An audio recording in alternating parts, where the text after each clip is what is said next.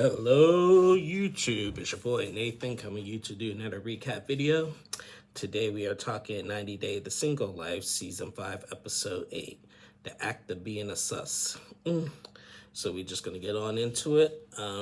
Where do we want to start? The first person I want to start with is we'll start with Sophie and Pedro in that whole situation. Now, remember what happened last week at Pedro's sister's Nicole's birthday party? You know, Nicole and Pedro's mom, Lydia, were grilling Sophie. Lydia was asking her, why haven't you been intimate with her, with Pedro? And Nicole was just asking, like what are your intentions and everything, which led to all that all that hollering and stuff and everything, with Sophie getting mad about why you guys so involved in your brother's life and everything. Now, last week I said, I made this clear last week. I said that, yeah, obviously Nicole and Lydia were in the wrong and it was weird and stuff. But I also said last week that Sophie could also handle that better. And looking back on it, I stand by that. I still think she could have handled that a little bit better and everything.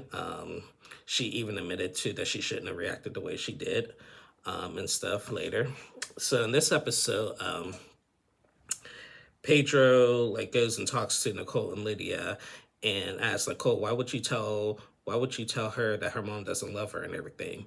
And then you got Nicole screaming, well, no, I didn't say that, no, because she said you're effing mother and everything and all that, and whatever. So Pedro went back to Sophie and said, did you say my effing mother? And she was like, yeah, but I didn't mean it like that. I didn't say F your mom. I just said your effing mother and everything. And, Pedro takes that as a complete disrespect because, especially in the Dominican Republic culture, the moms are, they're really close, protective when it comes to the mothers and stuff. So I get, and I will admit, I know, it was a slip of the tongue for Sophie, but she has to understand, like in that situation, you really gotta watch what you say. That's why I said she could have handled that better and everything. So Pedro's told Sophie and Julia, let's go, and everything. And Sophie's still trying to defend herself and everything. Nicole comes back and says, go, bye. I don't want you at my birthday party and everything. So Sophie and Julia get in the van, and Sophie's just like, trust me, I was really respectful to your mother, even though they weren't disrespectful. They were disrespectful to me and everything. And Pedro's just like, okay, bye, whatever, we'll talk tomorrow. And so Sophie was just like, this is why he's going to be single for the rest of his life. And so Pedro feels like, this has slight flashbacks of when Chantel did it. Now, Chantel's family and Pedro's family are both crazy. So yeah, he could get flashbacks all you want, but you got two crazies going at it. So, the next day, Sophie's upset because Pedro didn't defend her and everything. She said on Between the Sheets that if he would have defended her, he would have gotten late that night and everything. And that's what, but that's what girls always say. Well, not girls, but just people always say. People say, oh, if you were did this, I would have did that for you. No, you weren't. You just saying that now because see what you miss. Everybody likes to pull that. I would have gave you this if you would have did that in that moment. Yeah, okay. I don't believe that one bit. So the next day, Pedro goes to Sophie's room to talk to her about it and everything. A little bit more calm demeanor and stuff and everything. And Sophie's still trying to defend herself, saying, listen, your mom and sister were really disrespectful to me. Yes, I said your effing mother and everything, but I didn't mean F your mom and everything. And you're mad because I said that, but you're not mad at them. And Pedro is just like, yeah, because in the Dominican Republic, our moms are we're protected over our moms and everything. And she was like, she tried to explain I'm really sorry, I didn't mean it that way, this and that. I could have reacted better than I did with Nicole and stuff. And Pedro's just like, yeah, my mom and sister are a bit much. I will admit they are a bit much. But I just want to forget about this and let's just start over and everything. Let's just forget. I don't want to lose you over a birthday party fight. And so Sophie's just like, okay, but yeah, okay, I'll give you some space. So Sophie's gonna give him some space, and we'll see how it all plays out. So yeah, that was Sophie and Pedro. Next person I want to talk is Kimberly, Miss Kimberly. So last week we know Kimberly met up with her son, with her adopted son Larry, and her and Jamal did. So and Kim told Larry about this adopted sister. So in this episode, they all meet up again. And it was a little fun bromance between Jamal and Larry. They're even though like they're distant brothers and everything, they're kind of similar. They're goofy and stuff and everything. Jamal was just like, dude, we have so much to catch on and catch up to. We should be playing catch in the park and everything. We should be like right in mom's fridge and everything. That was cute that he said that and everything. And then Jamal was like, do you want to race? He's like, let's race right now and everything. So they race, and Larry pushes Jamal to get a head start and everything. But Jamal was fast and won the race and everything. It was cute. so, so Kimberly comes back and talks to them and say, look, I want to find your sister right now. And I want you guys on board. And Larry said that, yeah, I'm on board. I'll help you with that and everything. I'm not mad at you. And Kimberly was like, yeah, I know you're not mad, but if we find her, she may be mad. Like, you made this easy for me. She may not. I don't know yet. And on Between the Sheets, Kimberly said that she did call the adoption agency, and they're gonna try to like find a daughter. And if they do, all communication has to go through the agency at first and everything. And if and it may take weeks or months or whatever. And if everything does work out, if they want to meet, they have to meet actually at the agency. And I think she said it's in North Carolina or whatever. So she's just praying that all of that works out and whatever. So and I really hope it does work out for Kimberly. I really want to see if they can see if she could meet her adopted daughter. We did see that bonus scene on Between the Sheets that like her and Jamal and Larry were talking, and she swore that she saw possibly might have saw somebody that looked just like her daughter one time and everything, and she kind of got emotional thinking about that. But then Jamal was like on Between the Sheets, man, my mom's gonna think that about everybody, every black girl. He said every black girl that's gonna be around, she's gonna think that's her daughter and everything. So yeah, yeah, that. Yeah, I'm curious. I hope they show that for the rest of the season, her finding her adopted daughter, because I'm kind of curious on that as well. I think she said she named her Jennifer. I think that was her name. She said, I may be wrong. Correct me if I'm wrong. But she thinks that that might not be her name now or anything, but that's what Kimberly named her at birth. So yeah, we'll see how that plays out. So that was Kimberly. Next couple I want to talk is freaking Colt and Courtney. So Colt T. We get a surprise visit from Mother Debbie, Colt's mom, Colt's meddling mother, and Debbie's boyfriend Tony. Remember, now they've been on multiple seasons of The Single Life and everything, and remember Debbie moved to Canada to be with Tony. Well, they decided to fly in from Canada to help out Colt after Courtney kicked them out because Colt is a dirty dog and was like sexting another girl in Courtney's house and everything. So Debbie comes in and her and Colt have a conversation about it. And like Colt saying, I want Courtney, saying that he wants Courtney back and everything. Can you talk to Courtney to see? And Debbie's just like, well, what do you think is going to happen? Like, he's like, maybe she'll take me back and everything. But I don't think he was like, I don't think she'll take me back because of what I did. I was sexting another woman basically in her house. And Debbie was just like, I'm not going to get into that and everything. But what irritated me in that moment is that Debbie did not check her son. Debbie did not check her son. She should have been like, son, like this is ridiculous. You keep doing this with every single girl that you get with. Like I don't know what's wrong with you. I don't even think Courtney. I mean that Debbie should even talk to Courtney in general and everything. She did not check her son. She excused his behavior, and I'll talk more about that later. So Debbie's just like, okay, I'll talk to Courtney and see what I can do. So Debbie goes over to Courtney's house, and her and Tony go to Courtney's house to talk to Courtney and Courtney's parents and everything. And they all got to meet for the first time in person. Courtney said that her and Debbie talk on video chat, but this is the first time they met in person. So they talk and everything, and Debbie's like, Colt really feels bad about what happened and everything. And Courtney was just like, well, he should have thought about that when he was like texting another girl. Like I opened my heart to him, opened my house to him, and from a relationship standpoint, I'm done with them. I'm seriously done with them. And Debbie's like, but he feels bad. Like if he feels like if you and him were alone outside the parents' house for a little bit, maybe you can like rectify this relationship.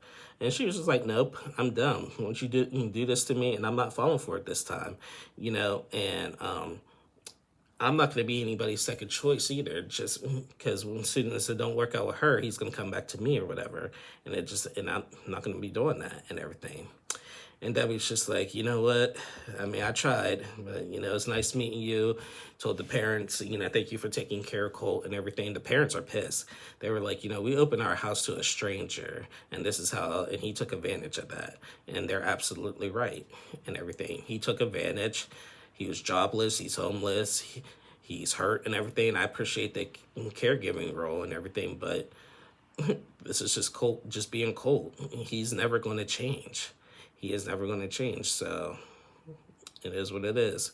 Now, between the sheets, they showed a deleted scene that Courtney did meet up with Colt for some ice cream and everything, and Colt said that he's going to go back with Debbie and Tony, and she's like, okay, bye, and everything. So then they're talking, and then he's like, I'm getting an Uber. I'm on my phone getting an Uber. And she's like, are you freaking kidding me? Like, I came all the way here 45 minutes away, just had one more conversation with you, say goodbye, and you're ready to get an Uber and stuff and everything. He was like, well, I don't think you want me no more and everything. She's like, yeah, well, I care enough about you just to come and do this and everything. So I don't know how the conversation just like swapped back. And then she was like, do you want me to take you to your hotel or are you getting an Uber? And he's like, I don't want an Uber. I want this hotel. I want you to take me back. And he still has like some kind of hope that Courtney's going to take him back. Courtney ain't going to take Colt back and everything. She's admitting how dumb she was even choosing you. And then also in between the sheets, Usman, the night that Usman revealed that the night that she kicked Courtney out, that Courtney kicked Colt out, that she called Usman to tell him all of this and everything, and said that they love each other or something like that and everything. But Usman was like, I don't want you. You chose that jobless, chubby guy over me and everything. I don't want you no more and everything. Now Usman's a little ignorant with how he said that and everything, but yeah, Courtney did call Usman after the night that she kicked Colt out, which I find funny. She should have just chose Usman in the first place. I'm just really surprised that she chose Colt. So yeah, that was Courtney and Colt. And the last person I want to talk is Vanya. Vanya and Tony. So we seen Vanya getting her little Botox done, and she's planning on a birthday trip to Maine. Her birthday is actually on the 4th of July, so that just opens up the day of the filming. So this was filmed last summer, basically, on 4th of July weekend. Vanya's birthday is actually on the 4th of July, and her and Tony are going up to Maine to visit her cousin. And so they go up to Maine. Vanya goes in first, and she meets with her cousin. I think her name is Son-in-law or whatever. and everything, and just talking about the relationship that she has with Tony so far and everything. And Vanya revealed that Tony, after that romantic date that they had, and he dropped Vanya off and everything, I guess Tony went to a bar or whatever by himself and everything. And yeah, just chilled at the bar for a few hours. And Vanya knew about it because like she got a picture of, I guess she had gotten a picture in the middle of the night of some of olives or whatever, and then showed that him being at a bar or whatever. Now Tony said that nothing happened. You know, I think a girl might have approached him or anything, but he didn't fully entertain that or whatever and everything. He just went to the bar.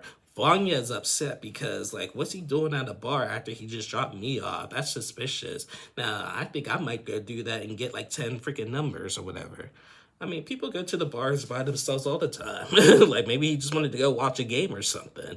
I don't know why she got, I don't really understand why she got upset at him going to a bar by himself and everything. Just because you go to a bar doesn't mean you're looking to pick up girls. Maybe he wanted to go get an extra drink or just watch a game or something. Who knows? So so Tony arrives to Maine with Vanya, and they're staying at the cousin's house and the cousin's husband's house, who are hosting them and everything. They get in and everything, and Vanya's cousin's son-in-law starts grilling Tony and said that, like, called him out about the bar thing. And Tony was like, yeah, well, I told Vanya everything about what happened and everything. And son-in-law said, yeah, but you have a girl now. Like, if my man did that, I'd be pissed. And Tony was like, well, you're thinking me as if I'm a player. And the girl was like, yeah, yeah. She's like, I don't know how much Vanya told you, but I'm not a player or anything. And, you know, Vanya also like is practicing celibacy and everything. And remember when we first met Vanya, she was celibate for so many years. And she let that Josko guy do her dirty and stuff. So she's back to practicing celibacy. So after son-in-law like grilled him about it, her husband was like, "Well, you didn't have to do all that." Basically, yeah, you really did not have to do all of that. So so Tony was just like, you know what? Vanya comes back because Vanya went into the other room when he was getting grilled by son-in-law. Vanya comes back and he's like, look, Vanya, I'm tired. It's been a long day of traveling. I'm just done. Like, where are we staying at? Where are we sleeping at? Like, I'm just done. So so Vanya walks him into the room. He's like, "Then your cousin just like grilled, like just like assaulted me and stuff and everything." And she's like, "Assaulting just means is a terrible word to say and everything." And he was just like, "You know what? Where are we sleeping at?" And Vanya's like, "Well, you're sleeping right here. I'm sleeping in the other room." And he just rolled his eyes. Okay, whatever, whatever. And he's just annoyed. He's really annoyed with Vanya's like, you know, mixed signals. I do think Vong has given him mixed signals and everything. And I know he's just trying to be careful and everything. They've been friends for like a year and a half and stuff. But man, man, I really don't know what to make of Vanya and Tony. So, yeah. So yeah, that was basically it. We did not see Liz in this episode still, or we also didn't see Gina and Natalie. Now they did a still to come preview for the rest of the season. Still to come, we're gonna see Sophie and Pedro's relationship fiddle out, and Sophie go on a date with another Dominican guy and kiss him and stuff and everything. We're gonna see Liz and Bea still have their connection or whatever. We're going to see Kimberly go to the UK to meet a dude. That's different. I didn't expect that from Kimberly. She's going to be going to the UK. We're going to still see more Vanya and Tony drama. There's going to be Colt talking to Diane. We're going to see Diane for the first time soon, with Colt talking to her and telling her the truth and everything. And we're going to see some drama with Gina and Natalie. We're going to be meeting Natalie's daughter. I think her name is Bella and stuff, and she does not approve. And so that's gonna be intense and everything, and Natalie's not gonna be happy about that. So I cannot wait to see the rest of this season. So yeah. Anyway, guys, that is the end of my review. Thank you guys so much for watching. Please like and subscribe to my channel if you haven't already. To all my new subscribers, thank you so much for your continued support, and everything. I'll be back on, I promise you guys. Love and Spectrum is coming back. I think it starts tomorrow. I'll be watching that, and I'll be sure 100% to do a review on Love on the Spectrum. So, and when I do Love on the Spectrum, I told somebody, I'm sensitive to what the show is and stuff and everything. But, I understand with people on the autism spectrum, they want to be treated as if they weren't.